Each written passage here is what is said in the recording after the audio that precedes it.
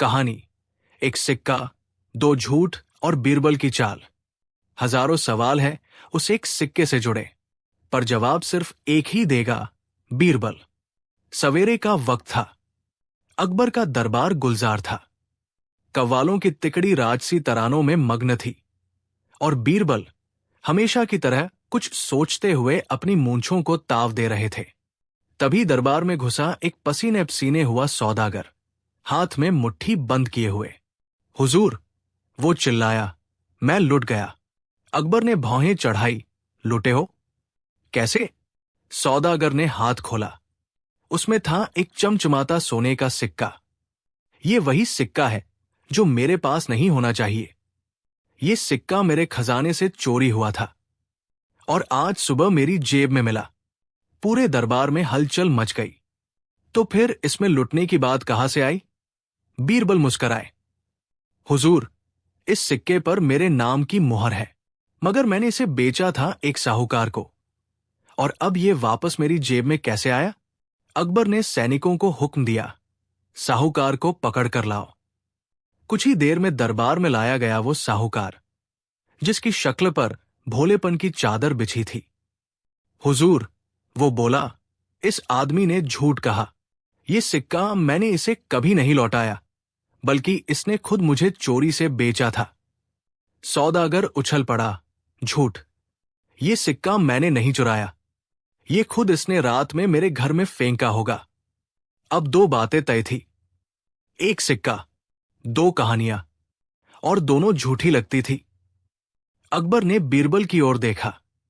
बीरबल उठे, अपनी जगह से धीरे धीरे चले और बोले, हुजूर, ये सिर्फ एक सोने का सिक्का नहीं है। ये एक ऐसा आईना है जो झूठ की शक्ल दिखाएगा, बशर्ते कोई उसे देख पाए। पूरे दरबार के सामने बीरबल ने वो सिक्का उठाया और साहूकार और सौदागर दोनों के सामने उसे घुमाया। इस सिक्के पर दो झूठ सवार है, बीरबल बोले, और एक ही चाल दोनों को बेनकाब कर देगी। उन्होंने एक कोना पकड़ा और कुछ फुसफुसाया। कल सुबह सूरज की पहली किरण जब इस सिक्के पर पड़ेगी, तब इसका असली मालिक सामने आ जाएगा। लेकिन उसके बाद जिसे झूठा पाया जाएगा, उसकी सारी संपत्ति राजकोष में जाएगी। अकबर ने सहमति में सिर हिलाया। लेकिन रात को साहूकार महल की दीवार फांदते पकड़ा गया। वो बीरबल के कमरे की खिड़की से वो सिक्का चुराने आया था। और सबसे अजीब बात, वो सिक्का जो बीरबल के पास था, वो नकली था। असल सिक्का तो बीरबल ने पहली ही झलक में पहचान लिया था और महल के खजाने में सुरक्षित रखवा दिया था। अगली सुबह साहूकार दरबार में लाया गया, थर थर कांपता हुआ। सौदागर उसे देख हंसा, मैं कह रहा था ना, मैं बेकसूर हूं। मगर तभी बीरबल ने अपनी मुस्कान में एक और चाल छिपाते हुए कहा, हां, तुम बेकसूर हो, लेकिन पूरी तरह नहीं, क्योंकि तुम्ही ने उस नकली सिक्के को असली कहकर साहूकार को बेचा था, और साहूकार ने उसे असली समझकर वापस तेरी जेब में गिरवा दिया, ताकि तू फंस जाए। पूरे दरबार में सन्नाटा। अकबर बोले, मतलब दो झूठ बोले गए, एक दूसरे के खिलाफ, लेकिन दोनों अपने फायदे के लिए। बीरबल बोले, और एक सिक्का, जिसने दोनों की असलियत दिखा दी। मगर तभी दरबार में दौड़ते हुए आया एक सैनिक। हुजूर, खजाने से सारे सिक्के गायब हो गए हैं। बीती रात कोई चोर पूरा खजाना ले गया। अकबर की आंखें फैल गई। क्या? बीरबल ने भी चौंक कर सैनिक से पूछा, खजाने का दरवाजा कैसे खुला? सैनिक बोला, जिस चाबी से दरवाजा खुलता है, वो तो आपके कमरे से मिली है। बीरबल जी, अब सवाल यह है, जब बीरबल ने ही सिक्के को खजाने में रखवाया था, तो चोरों के पास उसकी चाबी कैसे पहुंची? और क्या बीरबल खुद फंसाए गए हैं किसी नई चाल में? बीरबल और दरबार का बेशकीमत याम, जहां हर जवाब से पहले उठता है एक सवाल, और हर सवाल की जड़ में होती है एक नई चाल। क्या बीरबल इस बार खुद अपनी ही चाल में उलझ गए हैं? बीरबल और दरबार का बेशकीमत याम, जहां एक आम ने सबको कर दिया बेहाल, और बीरबल हो गए सवालों के जाल में। अकबर का गुस्सा 7वें आसमान पर था। बीरबल, उन्होंने दहाड़ लगाई, खजाने की चाबी तुम्हारे कमरे से कैसे मिली? बीरबल शांत खड़े थे, लेकिन उनके चेहरे पर पहली बार परेशानी की रेखा दिख रही थी। हुजूर, मेरी ईमानदारी पर सवाल तो आज पहली बार उठा है, लेकिन हर चाबी जो दरवाजा खोलती है वो ताला भी बदल सकती है। उन्होंने कहा, मेरी अनुमति के बिना मेरे कक्ष में कोई आया और मुझे नहीं पता वो कौन था। अकबर बोले, तो क्या तुम कहना चाहते हो कि तुम फंसाए गए हो? बीरबल ने गहरी सांस ली। मैं ये नहीं कहता, मैं ये साबित करूंगा। अकबर ने उन्हें 2 दिन का समय दिया। अगर 2 दिन में असली चोर नहीं पकड़ा गया तो दरबार से तुम्हारा नाम मिटा दिया जाएगा। अगले दिन दरबार में हलचल मची हुई थी। सारे मंत्री, सैनिक और यहां तक कि रसोइये तक एक एक कर बीरबल से पूछताछ कर रहे थे। तभी महल के सबसे बूढ़े माली ने बीरबल को चुपचाप एक पर्ची दी, जिसमें लिखा था, आम का पेड़ सब जानता है। बीरबल चौंके। महल के पिछले बाग में एक पुराना पेड़ था जो हर साल सिर्फ एक ही आम देता था। उसे दरबार का सबसे बेशकीमती फल कहा जाता था, जिसे केवल सबसे वफादार दरबारी को इनाम में मिलता था। बीरबल उस रात चुपचाप वहां पहुंचे और क्या देखा? पेड़ के नीचे मिट्टी खोदी गई थी और उस गड्ढे में छुपा था खजाने का कुछ हिस्सा। तो चोर यही था, बीरबल बोले, जो वफादारी का दिखावा करता रहा और दरबार की सबसे बेशकीमती चीज को अपने लालच से दागदार कर गया। लेकिन तभी पीछे से किसी ने बीरबल पर वार किया। बीरबल बेहोश हो गए। अगली सुबह बीरबल दरबार में नहीं थे। अकबर गुस्से में बोले, क्या उसने डरकर भागने की कोशिश की? तभी दरबार में एक सैनिक दौड़ता हुआ आया। हुजूर, वो आम जो सिर्फ एक बार फलता है, आज सुबह फिर एक और आम आया है।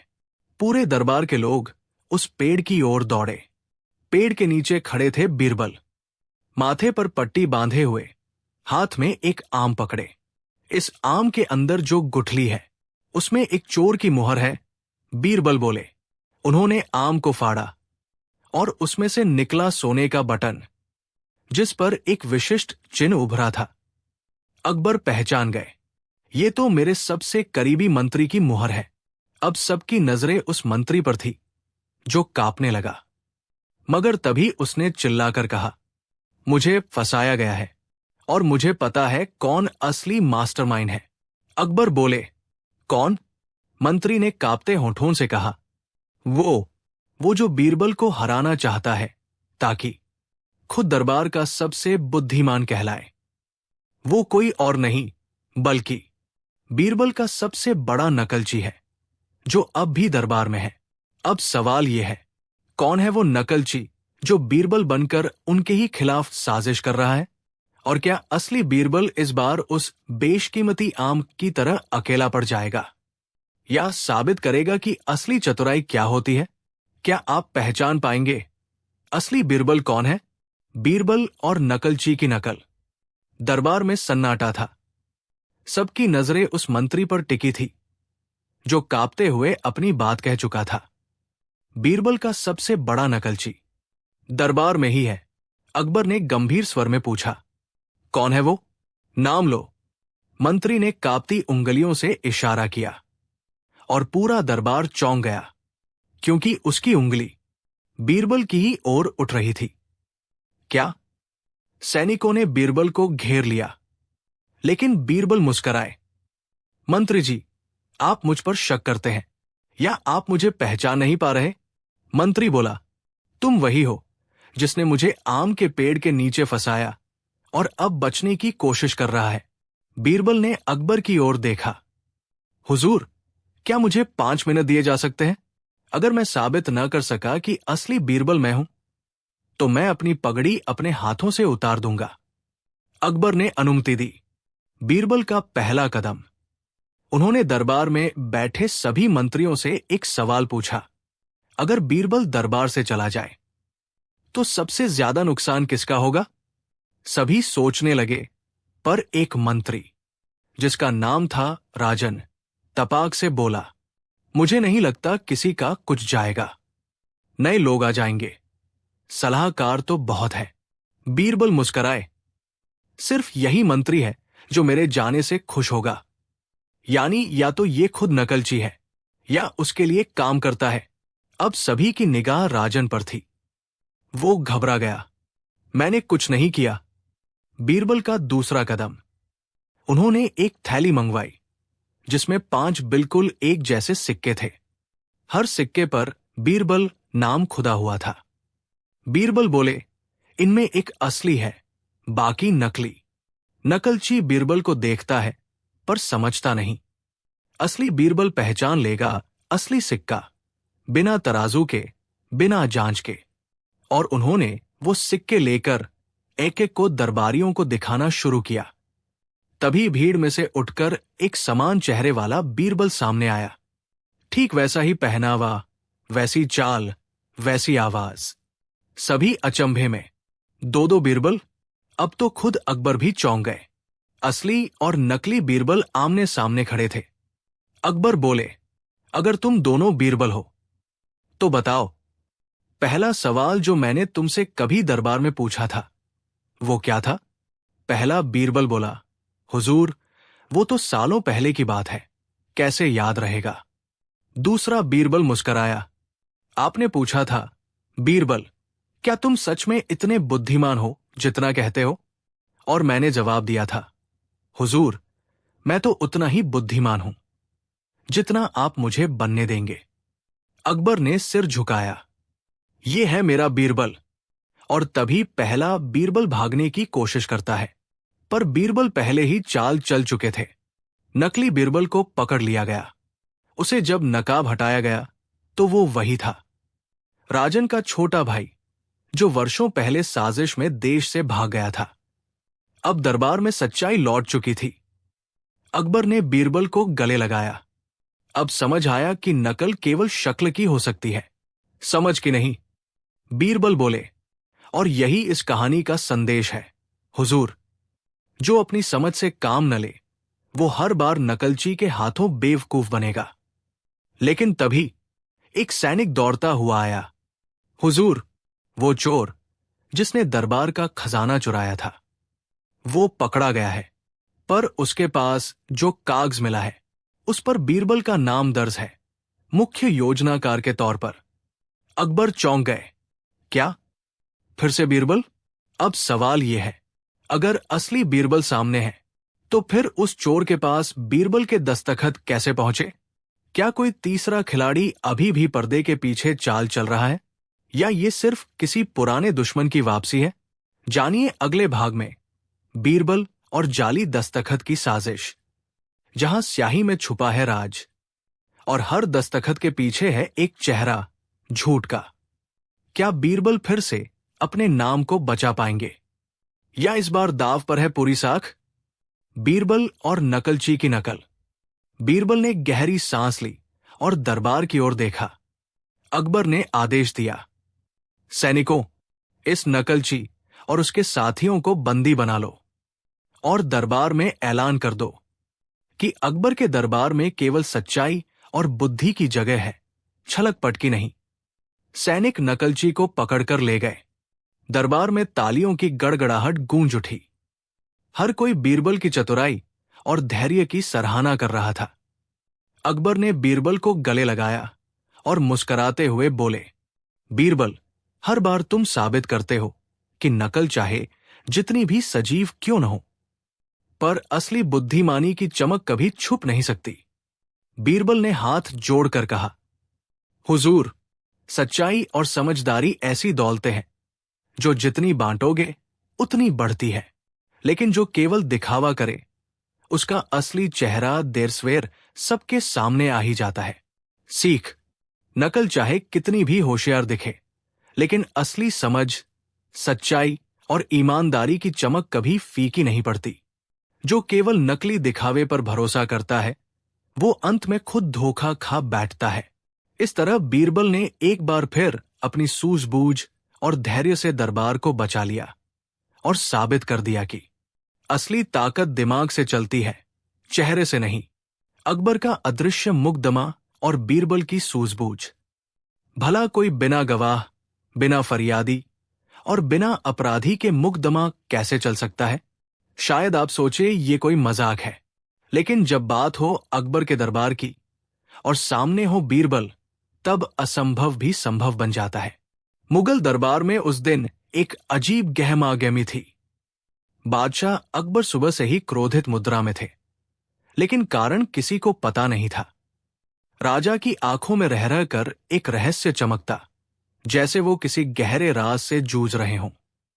बीरबल ने धीरे से दरबार में प्रवेश किया और हमेशा की तरह अपने चिरपरिचित अंदाज में बोला, जहां पनाह, अगर आपकी भौहें तनी हैं, तो समझिए कोई या तो बहुत चतुर निकला है या बहुत बड़ा मूर्ख।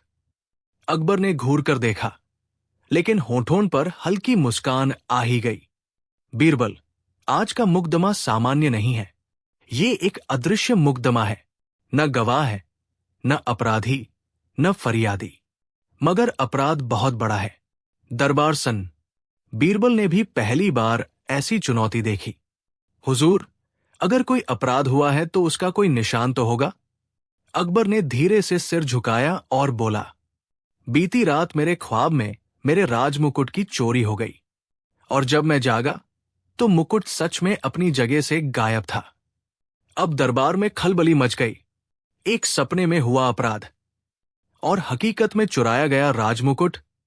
बीरबल ने कुछ देर आंखें बंद की, फिर बोला, जहां पनाह, ये कोई आम चोर नहीं। ये तो कोई ऐसा है जो आपके विचारों में घुस सकता है। ये अपराध आत्मिक भी हो सकता है और राजनीतिक भी। मुझे एक रात का वक्त दीजिए। अकबर ने हामी भरी और बीरबल अपनी तहकीकात में जुट गया। रात को बीरबल ने एक अजीबोगरीब काम किया। उसने महल के हर कोने में फूलों की खुशबू वाले दीपक रखवाए, एक विशेष रंग की रेत सिंहासन के चारों ओर बिछवाई और सभी महलवासियों को विशेष जड़ी बूटी वाली चाय पिलाई। सुबह होते ही बीरबल ने दरबार में ऐलान किया, मुकुट वापस आ चुका है। अकबर चौंक पड़े, और सचमुच उनका मुकुट अपने स्थान पर रखा हुआ था। यह कैसे संभव हुआ? अकबर ने पूछा। बीरबल मुस्कराया, लेकिन कुछ बोलने ही वाला था कि तभी महल में एक सेवक दौड़ता आया। उसके हाथ में एक और मुकुट था, हूबहू वही जो सिंहासन पर रखा था। अब दरबार में सन्नाटा था। बीरबल ने गंभीर स्वर में कहा, जहां पनाह, ये दो मुकुट नहीं, दो चेहरे हैं, एक असली, एक नकली। पर अब असली कौन है और नकली कौन? अकबर की आंखें संकुचित हो गई। क्या मतलब है तुम्हारा, बीरबल? बीरबल धीरे धीरे सिंहासन की ओर बढ़ा और बोला, जिसने ये नकली मुकुट रखा है, वो न सिर्फ आपको भ्रमित करना चाहता है, बल्कि आपकी जगह लेना चाहता है। और तभी महल की छत से किसी की हंसी गूंजने लगी, तेज, ठाकेदार, मगर डरावनी। क्या अकबर का मुकुट केवल एक सपना था या किसी बड़े षड्यंत्र की शुरुआत? वो हंसी किसकी थी जो महल की छत से आई? और दो मुकुटों में असली कौन सा है? सुबह का दरबार कुछ अजीब था। सब दरबारी सामान्य दिख रहे थे, पर बीरबल की नजरें अब हर चेहरे को पड़ रही थी। कौन ज्यादा चुप है, कौन ज्यादा हंस रहा है, और कौन ज्यादा सहज दिखने की कोशिश कर रहा है? तभी एक सलाहकार ने प्रस्ताव रखा, हुजूर, क्यों ना हम राज्य के खजाने की जिम्मेदारी एक नई समिति को सौंपे, जिसमें पुराने भरोसेमंद दरबारी ना हो, ताकि भ्रष्टाचार ना हो। अकबर ने बीरबल की तरफ देखा। बीरबल ने मुस्कुराते हुए कहा, बहुत अच्छा प्रस्ताव है, लेकिन उससे पहले एक खेल खेलते हैं। खेल का नाम था सिक्का, सच और चाल। हर दरबारी को एक एक सिक्का दिया गया। हर किसी को अपनी कहानी उस सिक्के से जोड़नी थी। एक ऐसी कहानी जिसमें कोई एक बात झूठ हो, और बीरबल को झूठ पकड़ना था। बारी बारी दरबारी आने लगे। कुछ बोले, इस सिक्के से मैंने एक गरीब की मदद की थी। कुछ बोले, इससे मैंने अपने बेटे की शादी करवाई। पर हर बार बीरबल मुस्कुराते रहे। कभी सिर हिलाया, कभी आंखें मिची। अंत में आया वही सलाहकार, जिसने नया प्रस्ताव रखा था। उसने कहा, इस सिक्के से मैंने अपने गुरु के चरण छुए थे। तब उन्होंने कहा था, मैं एक दिन सम्राट का सबसे खास बनूंगा। बीरबल चुप हो गए और बोले, झूठ पकड़ा गया। सलाहकार चौंका। कैसे? बीरबल बोले, अगर तुम सच कह रहे होते तो ये सिक्का किसी और हाथ में नहीं बल्कि मंदिर में होता, पर यह सिक्का दरबार के खजाने से आया है और अभी 3 दिन पहले ही चोरी हुआ है। दरबार में सन्नाटा। अकबर ने आदेश दिया, तुरंत इस बात की जांच हो। लेकिन बीरबल ने हाथ उठाया, नहीं, जांच मत कराइए, क्योंकि ये वही सलाहकार है जिसने चुपचाप कई वर्षों से दरबार के सबसे नजदीकी दस्तावेजों की नकल करके एक गुप्त संगठन को सौंप दी है। और ये वही संगठन है जो मेरे अतीत की दीवार से जुड़ा है। अब सवाल यह है, क्या बीरबल उस गुप्त संगठन तक पहुंचेगा? क्या अकबर इस धोखे को सह पाएंगे? और सबसे बड़ा सवाल, क्या उस सलाहकार ने बीरबल के अतीत की दीवार पर कोई निशान छोड़ा है, या बीरबल ही अब अगला निशाना बन चुका है? जारी, बीरबल और खोया हुआ खून, जहां हर जवाब एक नया सवाल बन जाता है और बीरबल की चुप्पी सबसे ऊंची पुकार। उस रात बीरबल ने राजमहल की सबसे ऊंची मीनार पर अकेले बैठकर अपने अतीत की किताब को फिर से खोला।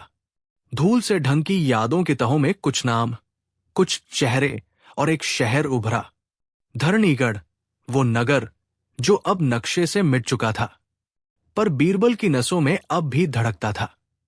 अकबर ने पूछा, तुमने कहा था कि वो सलाहकार उस मिटे हुए राज्य से जुड़ा है, पर तुम्हारा उस राज्य से क्या नाता है? बीरबल बोले, मेरा खून उस राज्य का नहीं बल्कि उस राज्य के विनाश का गवाह है। अकबर चौंक गए। मतलब? बीरबल बोले, धरणीगढ़ का राजकुमार कभी मारा नहीं गया था। उसे एक फकीर ने छिपा लिया था, उसे सिखाया, उसे बदला और एक दिन उसे अकबर की अदालत में भेज दिया, बीरबल बनकर।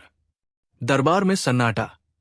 अब सब समझ गए थे क्यों बीरबल हर बार गहराई से सोचते थे, क्यों उनकी बातों में अनुभव की आंच होती थी और क्यों वो सच्चाई की लड़ाई में किसी भी हद तक चले जाते थे। पर कहानी यही खत्म नहीं हुई।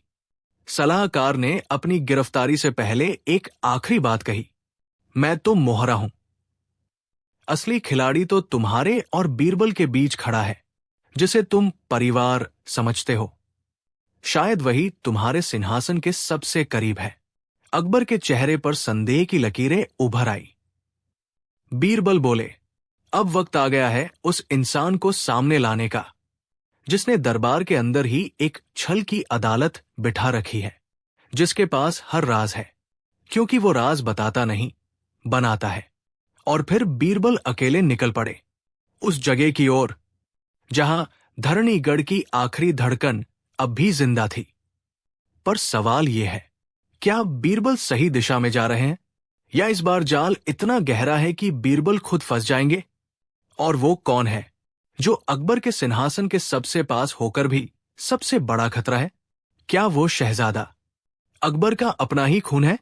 जारी, बीरबल और छल की अदालत। धरणीगढ़ की वीरान हवेलियों के बीच बीरबल को मिला एक आखिरी पत्र, उस फकीर का जिसने उन्हें बीरबल बनाया था। पत्र में लिखा था, तू न्याय का सिपाही है, बदले का नहीं। तेरा खून भले धरणीगढ़ से आया हो, पर तेरा धर्म अब हिंदुस्तान की भलाई है। जब भी तुझे अपना अतीत पुकारे तो उसका जवाब अपने कर्म से देना, क्रोध से नहीं। बीरबल ने पत्र को चूमकर आग में डाल दिया। अकबर ने पूछा, क्या अब तुम अपने अतीत से मुक्त हो गए? बीरबल मुस्कराए, नहीं जहांपनाह, पर अब मैं उसे दुश्मन नहीं, शिक्षक मानता हूं। क्योंकि वही अतीत मुझे हर बार सिखाता है, सच्चा शौर्य तलवार नहीं, संयम में होता है। अंतिम दृश्य में बीरबल दरबार में लौटे। दरबारी वही, राज वही, सिंहासन वही, पर अब बीरबल के चेहरे पर एक नई शांति थी। उन्होंने कहा, धोखे से बड़ा कोई अपराध नहीं और माफी से बड़ी कोई सजा नहीं। सच्चा बुद्धिमान वही है जो अन्याय से लड़ते हुए भी न्याय का मार्ग न छोड़े। मोरल: कभी कभी सबसे बड़ी लड़ाई अपने भीतर की होती है, जहां बदला लेने की ताकत हो, वहीं माफ कर देने का साहस। यही सच्चा राजधर्म है। और न्याय तब तक अधूरा है जब तक उसका उद्देश्य सिर्फ सजा नहीं बल्कि सीख भी न हो। बीरबल और दरबार का बेशकीमती आम। एक दिन की बात है। फाल्गुन का महीना चल रहा था। बादशाह अकबर के बाग में आम के पेड़ पर एक बेशकीमती आम लगा था, जिसे हर कोई शाही आम कहता था। वो आम न तो बड़ा था न छोटा, पर उसकी खुशबू इतनी तीव्र थी कि महल के रसोई घर तक पहुंचती थी। बाग के माली हाफिज अली को आदेश था, ये आम किसी की नजरों से भी न गुजरे। पर अगली सुबह जब बाग में देखा गया तो वो आम गायब था। अकबर ने भरी सभा में गरज कर कहा, यह आम कोई मामूली फल नहीं था। इसे चोरी करने वाला दरबार का सबसे बड़ा गुनहगार है। जिसने इसे चुराया है वो आज नहीं तो कल पकड़ा जाएगा। कुछ दरबारी बीरबल की तरफ मुस्कुराकर देखने लगे, जैसे कह रहे हो, अब बताओ महाराज, तुम्हारी अक्ल कहाँ है? बीरबल मुस्कुराया पर चुप रहा। दूसरे दिन अकबर ने आदेश दिया, सभी दरबारियों की तलाशी ली जाए। राजा की नजर खास 4 लोगों पर थी। राजा टोडरमल, मिर्जा खान, रईसुल्लाह और हीराचंद। ये चारों अकबर के खास थे, पर सबसे ज्यादा आम पर नजर इन्हीं की थी। बीरबल ने निवेदन किया, जहां पनाह, अगर इजाजत हो तो मैं इस मामले को अपने तरीके से सुलझा लूं। अकबर ने सिर हिलाया, बिल्कुल, लेकिन 1 हफ्ते में नतीजा चाहिए। बीरबल ने इन चारों दरबारियों को रात को अपने घर बुलवाया। एक एक को अकेले कमरे में बिठाया और कहा, मैंने उस आम की आत्मा को बुलाया है। अगर तुमने चोरी की है तो वो आम की आत्मा खुद बोलेगी। हर किसी को एक एक कागज का टुकड़ा दिया गया और कहा गया, इसे अपने सिर पर रखो। अगर तुमने आम चुराया होगा तो सुबह इस पर लाल दाग बन जाएगा। सुबह होते ही सभी दरबारी दरबार में हाजिर हुए। बीरबल ने मुस्कुराते हुए सबके सिर से कागज लिए। तीनों कागज एक जैसे थे, साफ सुथरे, लेकिन रईसुल्लाह का कागज थोड़ा छोटा था। बीरबल हंस पड़ा, जहां पनाह, चोर मिल गया। अकबर चौंके, पर कैसे? बीरबल बोला, मैंने सबको रात में कहा था कि अगर किसी ने आम चुराया है तो कागज पर लाल दाग होगा, लेकिन असल में कोई आत्मा नहीं थी। ये तो मनोवैज्ञानिक जाल था।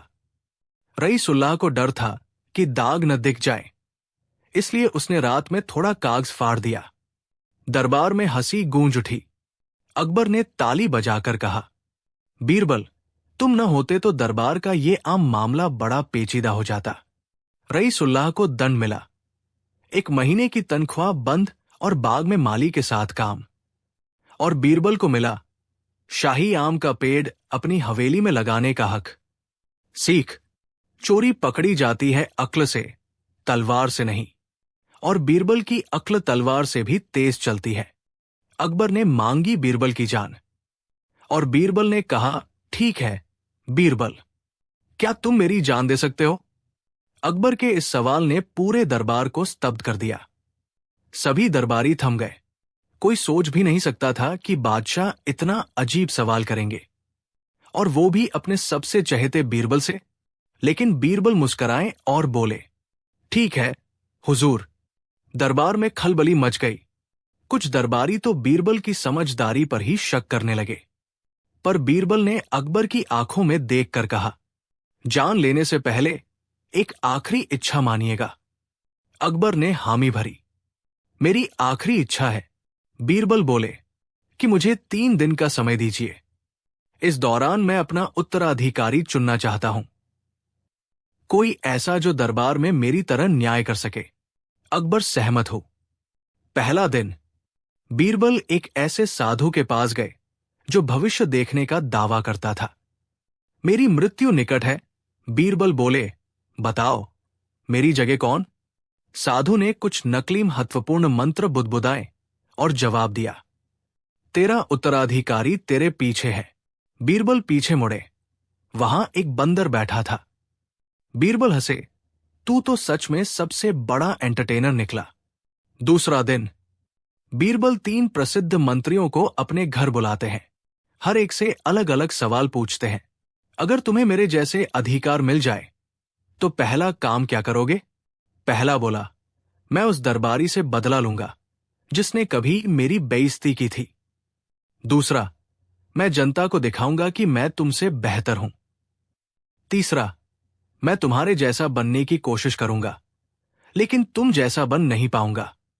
बीरबल ने चुपचाप तीनों को रोटी परोसी, पर हर रोटी के अंदर एक छोटा पत्थर छिपा हुआ था। तीनों ने कौर लिया और चीख उठे। बीरबल बोले, जिसे कड़वाहट तक बर्दाश्त नहीं, वो कड़वे सच को कैसे संभालेगा? तीसरा दिन, बीरबल दरबार में आते हैं और अकबर के सामने घुटनों के बल बैठ जाते हैं। हुजूर, मेरी तलाश पूरी हो गई। अब आप मेरी जान ले सकते हैं, लेकिन पहले मैं वो नाम लेना चाहता हूं जो मेरी जगह ले सकता है। अकबर ने गंभीर स्वर में पूछा, कौन है वो? बीरबल मुस्कुराकर बोले, वो व्यक्ति मैं खुद हूं। क्योंकि 3 दिन में मैंने जाना कि बीरबल बनने का बोझ कोई नहीं उठा सकता, और अगर आप मेरी जान लेना चाहते हैं तो ले लीजिए, लेकिन याद रखिएगा, बीरबल फिर कभी नहीं मिलेगा। अकबर खड़े हो गए। उनकी आंखें भीग चुकी थी।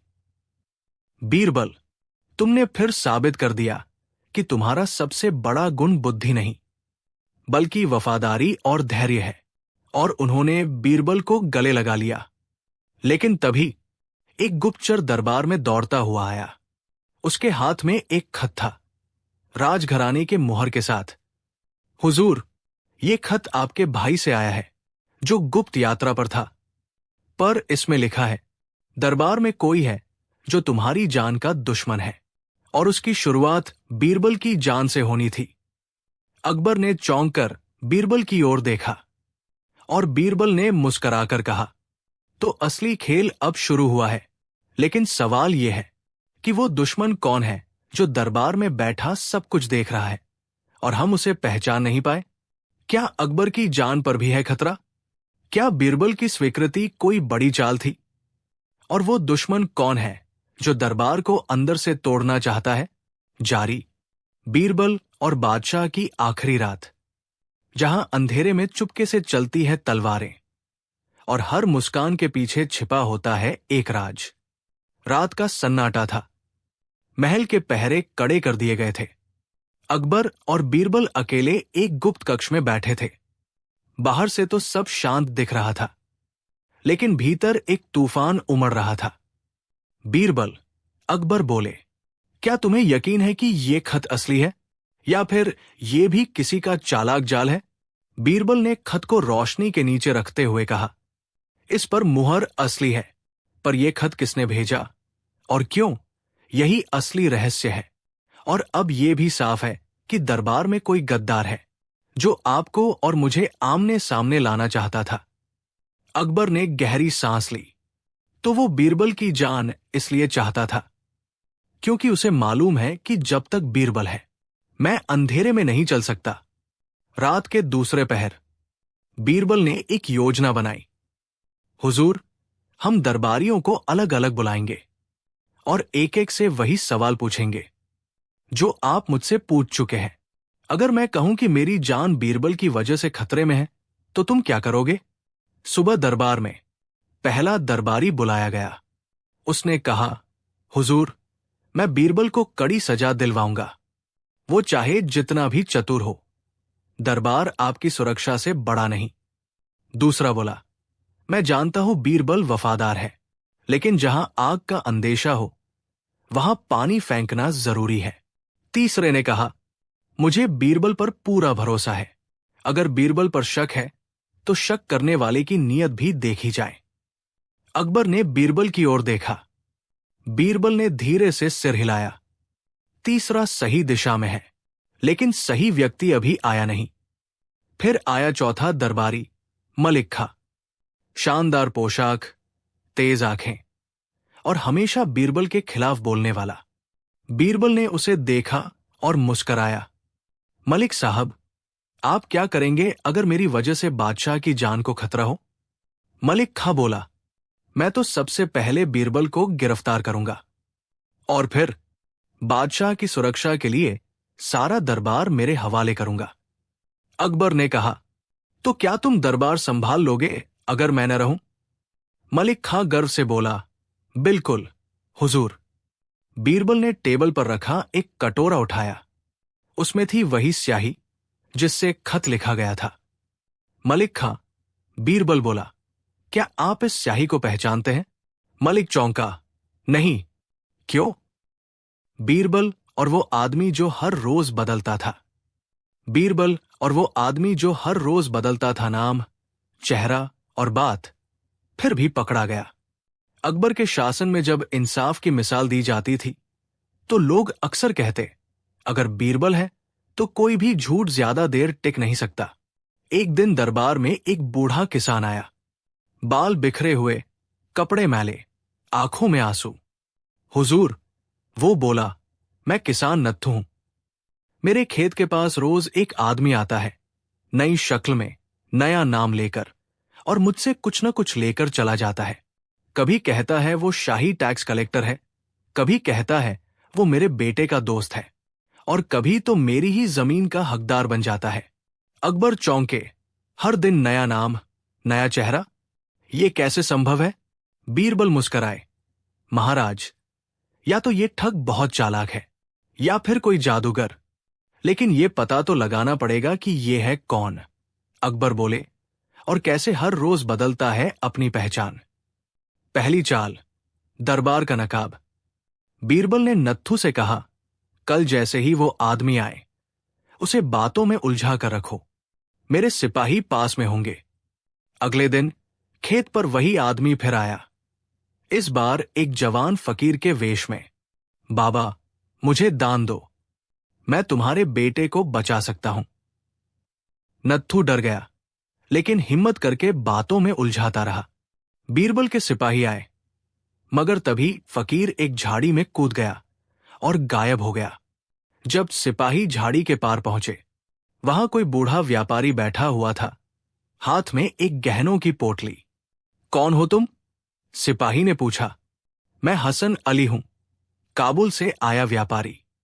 और तुम कौन हो जो यूं सवाल पूछते हो? कोई उसे पहचान नहीं सका, मगर बीरबल को शक हो गया। रहस्य की परतें खुलती हैं। अगले 4 दिन कभी वो एक पुजारी, कभी एक सैनिक, कभी कवि, तो कभी भिक्षु बनकर आता, लेकिन सबका चेहरा अलग, नाम अलग और काम भी अलग। बीरबल ने अकबर से कहा, महाराज, ये आदमी कोई नहीं बल्कि एक ही है जो मेकअप, नकली दाढ़ी और चालाकी से अपने आप को रोज नया बनाता है। अकबर ने पूछा, तो कैसे पकड़ोगे? बीरबल बोले, उसके बदन की आदतें नहीं बदलती, चाहे चेहरा कितना भी बदले। बीरबल की जाल बिछाने वाली योजना।